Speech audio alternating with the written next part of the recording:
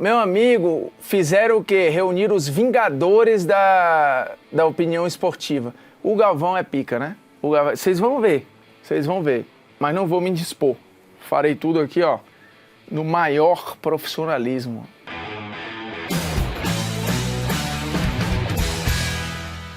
Olha que beleza, hein? Galva está na Band, tem o programa lá. O programa dele é diário ou é só segunda-feira? Como é o programa do Galvão lá? Sabe, não? Enfim. O Galva tem o Galva e Amigos e ele leva uma galera lá. Meu irmão, ele conseguiu reunir no mesmo programa Luxemburgo, Neto e Leão. Todo mundo com opinião muito, muito forte. E aí vamos ver aqui o que eles falaram. O Casagrande acho que estava aqui também, não estava? Nesse dia? Por que você parou de ser técnico? Ih, lá vem. Eu cansei um pouco de ser técnico e me decepcionei um pouco com o futebol brasileiro. O Vanderlei está aqui, pode falar também que eu acho que nós temos alguma coisa em comum em termos de decepção. E de conta bancária, né? Porque são 2 milionários, que fique claro. E o Leão, gente muito boa, viu, cara? Trabalhou com a gente, né, no Esporte Interativo e tal. Foi algumas vezes jogando em casa, fazia o Mais 90. Que cara legal, velho. Tá morando, acho que ele tem fazenda e tudo. O Leão tá voando. Acho que ele parou mais por isso mesmo, pra curtir a fazenda dele. Eu acho que mudou tanto o futebol brasileiro. Eu não sei mais o que é futebol brasileiro. Nós tínhamos uma alegria de ver na televisão, quando não jogávamos, ver o Brasil jogar, aquele civismo, civismo. Amor à camisa,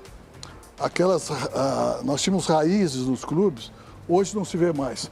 E eu estou muito decepcionado também com aquilo que está acontecendo, que nós só temos a maioria, você pega os times, a maioria não é técnico brasileiro, primeira coisa. E o técnico brasileiro, tem um técnico aqui que é o Vanderlei, virou coadjuvante. Tem muitas pessoas na frente dele antes de tomar decisão. Mas a culpa não é de quem, Leão? Aí é que é complicado. Eu acho que assim, a gente desenhou esse caminho, entendeu?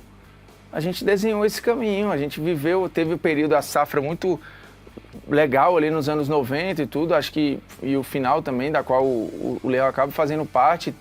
Mas eu acho que a gente sentou numa vantagem, assim, entendeu? Da grife do futebol brasileiro, e a gente não foi percebendo o mundo mudar. E aí a culpa não é do mundo quando a gente não percebe o que está acontecendo. E nesse caso aqui, o mundo é o futebol. O esporte, as mudanças que o esporte sofre, elas não estão no nosso controle. Mas nos adaptarmos a ela, aí eu acho que está. E aqui eu acho que a gente teve uma enorme dificuldade de isso acontecer. E aí eu acho que a gente ficou um pouco para trás, né? Do ponto de vista de percepção tática e tal, porque sim, o futebol é um jogo.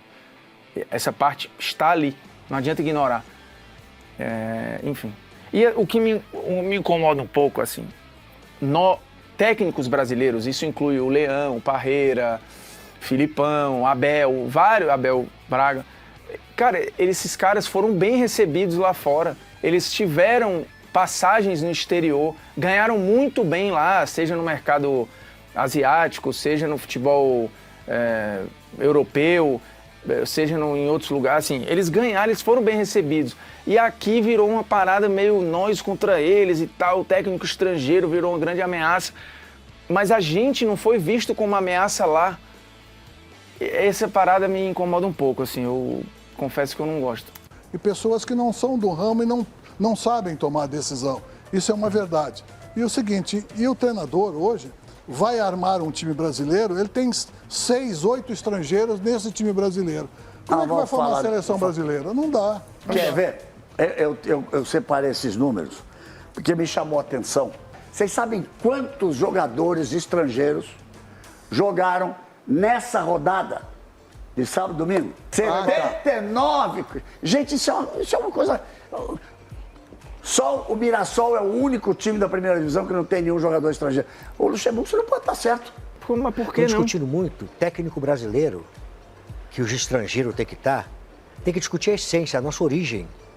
Por que tantos estrangeiros jogando hoje no Brasil, jogadores que antigamente não chegariam no Brasil? Porque a nossa economia é muito mais forte que as outras, velho. Nos anos 90, se a gente tivesse deitando no dinheiro, a gente teria trazido o Riquelme, a gente teria, sei lá, trazido o Schelotto, teria pego, o Marcelo Salas, que foi para a Europa, teria trazido outros caras. Mas a gente não deitava economicamente como agora, então tem muito dinheiro. A gente é muito mais poderoso financeiramente que todos os outros países da América do Sul, e isso deveria ser visto como uma coisa boa. A gente poder ter aqui, como teve o Suárez um dia desse, poder ter o retorno de caras grandes do futebol brasileiro com salário de estrangeiro, poder manter há tanto tempo aqui o Arrascaeta, que talvez jogasse aqui nos anos 90 ou início dos anos 2000, talvez a gente não conseguisse segurar e esse cara saísse. Como a gente viu sair vários outros, como a gente não conseguiu segurar nem os nossos. Pô, velho, vamos ver o resto aqui. Mas está falando Casagrande lá. O jogador é bom jogador, mas bom jogador porque não temos jogadores nossos jogando no futebol brasileiro. Nós não temos os treinadores, o Leão falou aqui, cara, me botam como terceiro, quarto, porque eu tenho 72 anos, né? Tá tudo bem. Me botam como terceiro, quarta opção, aonde vem treinadores aqui que nem sei quem é e nunca ganhou absolutamente nada. Cara, assim, o Internacional, o Grêmio, o São Paulo, o Palmeiras, vários times têm entre os seus grandes jogadores da história estrangeiros, em outros períodos, inclusive, nos anos 70, ou nos anos 80, ou nos anos 90. Talvez o maior lateral direito da história do Grêmio, que é o Arce, é estrangeiro. Lá atrás, o Grêmio foi campeão nos anos 80 com o estrangeiro também. E a gente fica nessa, caraca, como se o problema, o futebol brasileiro não ganhasse porque tem muito estrangeiro. Porra, a atual seleção do mundo, que é a campeã do mundo argentina, os seus jogadores estão todos jogando fora. E eles só não têm uma porrada de estrangeiros jogando lá porque eles não têm dinheiro, porra. Eles não têm dinheiro. E os caras estão todos fora da Argentina. A França tem vários estrangeiros na Ligue 1 que nenhuma liga forte é. E isso não impediu que a França fosse campeã do mundo. Nem que a Espanha fosse campeã do mundo com uma porrada de estrangeiro. A Inglaterra chegou na final de Euro e semifinal de Copa. Chegou em 2 finais de Euro e final de Copa. E é o país, a Premier League, que é abarrotada de estrangeiro. A Itália nos anos 80, nos anos 90, que era o maior campeonato do mundo, estava cheio de estrangeiro e a Itália foi campeã do mundo em 2006. A Itália foi campeã do mundo em 82. O que diabos tem a ver os estrangeiros com isso, cara? O intercâmbio cultural só faz bem ao jogo. A seleção brasileira, quando foi campeã do mundo em 58 e 62, ela teve uma puta influência no 4-2-4 do futebol húngaro. A gente tinha no Brasil técnicos húngaros que foram fundamentais para influenciar a formação que consagrou a era de ouro do futebol brasileiro. E a gente tá aqui reclamando, cara. Nos anos 30 e anos 40, que a gente estava muito atrás de Uruguai e de Argentina, a gente teve técnicos uruguaios e argentinos aqui para fazer o nosso futebol crescer. Não existe futebol brasileiro sem uma pitada de um estrangeiro. Não existe. Como não existe futebol no mundo sem intercâmbio cultural. A Escócia entregou ao jogo algo diferente e fez a Inglaterra ser obrigada a mudar o seu jogo quando ela conheceu o jogo escocês. Quando a Hungria ganha na Inglaterra da seleção inglesa, que foi a primeira derrota em Wembley da seleção da Inglaterra, aquilo impacta o futebol de uma maneira muito profunda, porque eles não faziam ideia do que eles estavam encarando e ou se adaptavam àquilo, que era muito superior ao que eles estavam fazendo, ou não ia dar em nada. Isso foi antes da Copa de 54. E você tem várias mudanças ali, até chegar nos anos 60 e tal, e em 66 a Inglaterra é campeã do mundo. Talvez se ela não tivesse perdido para a Hungria lá em 53, isso não teria acontecido. Então, bicho, o intercâmbio, ele é bom. Ele é bom, só que os outros nesse momento estão tirando frutos melhores que a gente. E a gente tá querendo condenar. É um discurso, eu acho até preconceituoso, cara. Preconceituoso. A gente não tem explicação, não consegue explicação. E é um problema. Porque, vamos lá, alguém acha aqui que o Brasil não tinha condições de ser campeão em 22 e 18? Tinha. Se a gente tivesse sido campeão, esse discurso aí tinha ido por água abaixo, porra. Caraca, o Luxemburgo tinha o pilar do seu meio campo era um estrangeiro, nos melhores times que ele montou, que era o Rincon. E o cara tá falando de estrangeiro, cara? time. Isso. Então que a discussão do futebol brasileiro começa por onde vocês começaram a conversa hoje aqui. É uma Porque coisa que tem vem me tantos incomodando jogadores faz tempo. aqui no Brasil que nós não podemos pegar a base, a não ser que seja peitudo, como eu pego, que nem ele foi peitudo lá no Santos, botou o time de 2002, que foi campeão de 2002, né? E botou os jogadores pra cima de peitar e botar. Porque senão vai botar fora. Estamos falando do futebol brasileiro, eu vou entrar na linha dos jogadores estrangeiros, no número de jogadores estrangeiros. Quando eu cheguei na Itália, eram 2 estrangeiros por time. Só podiam ter 2 estrangeiros por time. Na minha segunda temporada, aumentou para 3, já fizeram uma revolução lá. Os jogadores italianos fizeram uma revolução, mas ficaram 3. Nesse tempo, a seleção da Itália foi disputando Copas do Mundo, foi campeã em 2006. Calma aí, ele já deu um salto dos anos 80 para 2006. Porque entre isso aí, a Itália virou o maior campeonato do mundo. O maior campeonato do mundo. E neste meio tempo aí, a Itália foi semifinalista de Copa do Mundo, a Itália foi finalista de uma Copa do Mundo, a Itália foi campeã do mundo. Aí agora vai dizer, e agora que a Itália está lascada financeiramente, a Itália ficou fora de Copas seguidas. Não tem nada a ver com os estrangeiros lá. Nada a ver. Tem a ver com eles não estão conseguindo manter nem os seus próprios talentos, muitas vezes. E a falta de dinheiro faz toda a diferença. Toda. Mesmo assim, eu não sei se o Casão está lembrando, a Itália foi campeã da Euro. A Itália, atualmente, a campeã da Euro é a Espanha. Antes da Espanha, era a Itália, do Mancini, que, por uma loucura da natureza, ficou fora da Copa do Mundo. E o Mancini acho que tinha razão. A Itália dele, eu fiz o jogo de eliminação da Itália para Macedônia do Norte. 33 finalizações contra 1 finalização. E a Itália rodou. A Itália iria para a Copa de 2022 como uma das candidatas a título, sim. Quando abriu a comunidade europeia... Porque foi a lei do Bosman. A lei 94. Bosman, que aí ficaram... A maioria dos países não eram mais estrangeiros, eles podiam transitar... Mas da comunidade europeia. A comunidade europeia. A Inter de Milão, por exemplo, ela foi campeã da Champions League e campeã do mundo sem nenhum italiano dentro do time. Eu transmiti o jogo. Então, sabe qual foi o resultado disso? A Itália não disputou uma Copa do Mundo. 2 Copas do Mundo da Itália. Não tem nada a ver uma coisa com a outra, cara. A parada é de 94. A parada é dos anos 90. De lá pra cá, a Itália foi finalista da Copa do Mundo de 94. A Itália, antes disso, já tinha sido semifinalista da Copa do Mundo de 90. A Itália foi campeã do mundo em 2006. A Itália foi campeã da Euro um dia desse.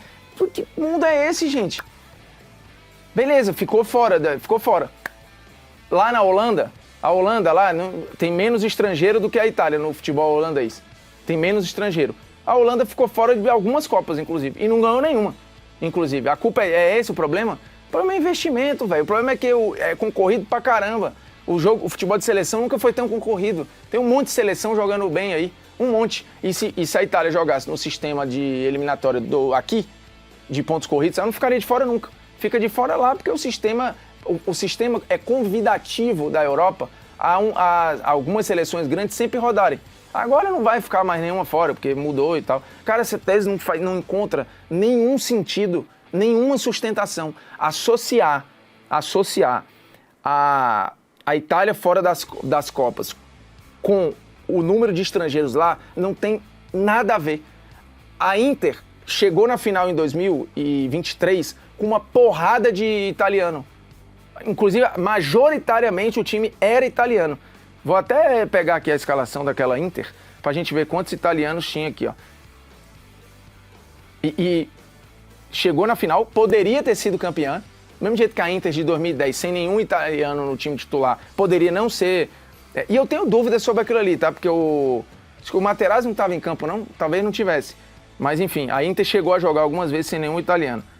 Acerbi, Di Marco, D'Ambrosio, Darmian, Zanotti, Bastoni, Gagliardini, Barella, tudo italiano.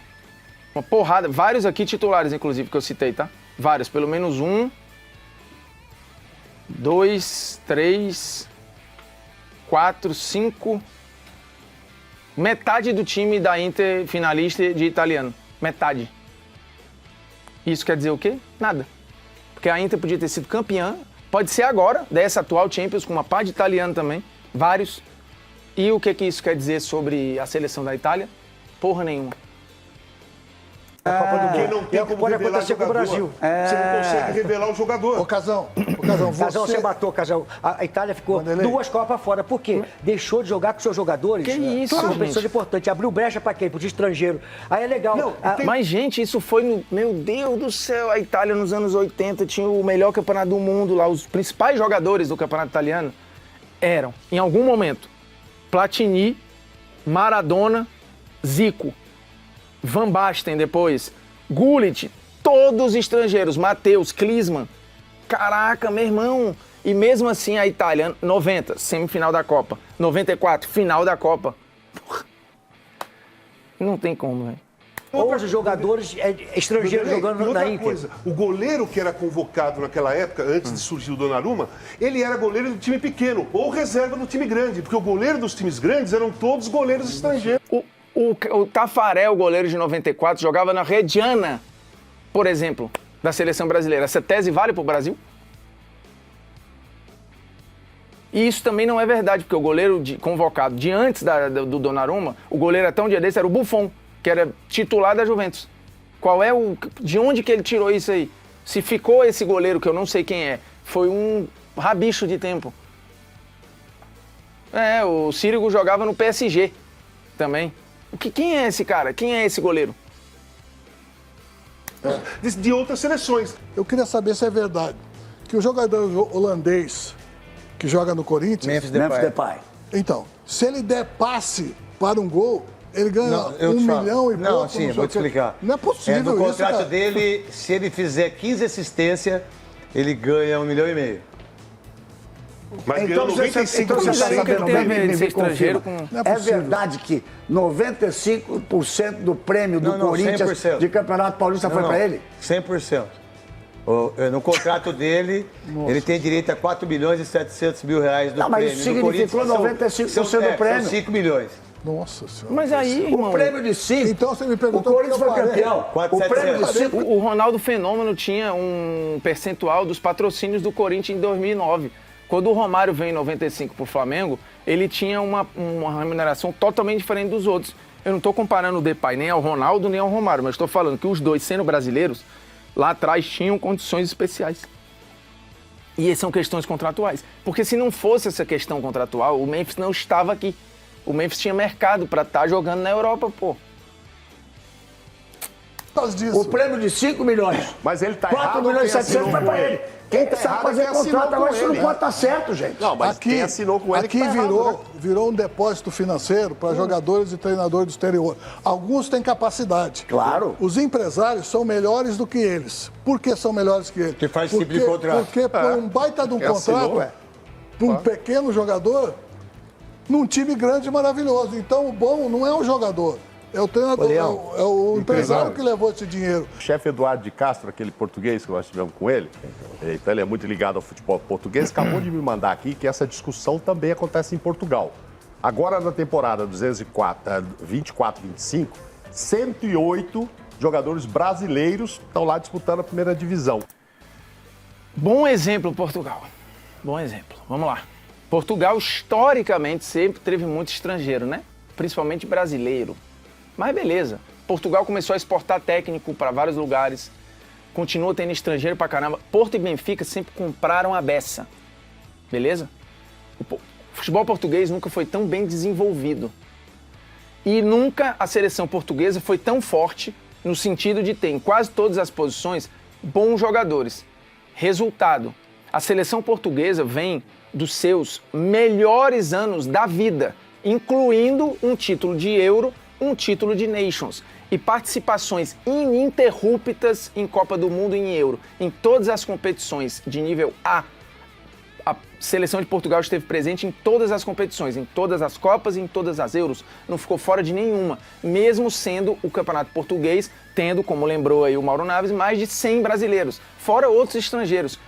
Qual o impacto disso na seleção portuguesa? Apenas positivo. O futebol de Portugal, a seleção de Portugal, nunca foi tão forte. Você olha aí a seleção de Portugal hoje, ela tem gente boa em todas as posições. E isso vem de uns bons anos para cá. de uns bons anos para cá. Qual a relação disso com os estrangeiros estarem lá? Negativa nenhuma. Positiva talvez seja toda a relação. Por subir o nível. Porque melhora tudo. Melhora tudo. O que piora aqui? Tu ter caras bons aqui, estrangeiros. Eles vão fazer com que o filtro do bom brasileiro fique ainda melhor. Ou não deveria ser essa a lógica. Pelo amor de Deus. Na boa, essa tese, eu não encontrei nada que fizesse sentido aqui do ponto de vista de fundamento. 8 goleiros titulares da Série A lá são brasileiros. Então também se discute isso. Se tivesse pressão alta, já era, né? Não, cara, assim, eu acho que tem gente que vai concordar. Eu discordo do começo ao fim e acredito vocês podem até me dar esse feedback, eu não gosto de fazer isso. Eu não desrespeito aqui ninguém, não julgo, não rotulo, não gosto de fazer isso. Também não gosto que façam comigo, mas fazem mesmo assim. Cara, não tem fundamento nenhum.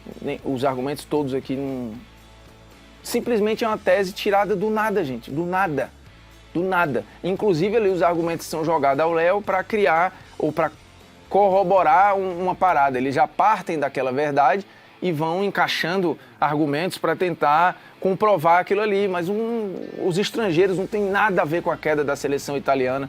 Os estrangeiros não tem nada a ver com o que está acontecendo com a seleção de Portugal, que, repito, vive um momento muito bom, tem entrado nas Copas para disputar. As pessoas sempre falam, pô, Portugal, tem que olhar Portugal. E não é só por causa do Cristiano, não. Porque Portugal é um time muito bom em várias esferas ali. Então, pô, sinceramente, cara, nada pra mim faz sentido ali. Pra você faz? Se fizer, os comentários estão aí.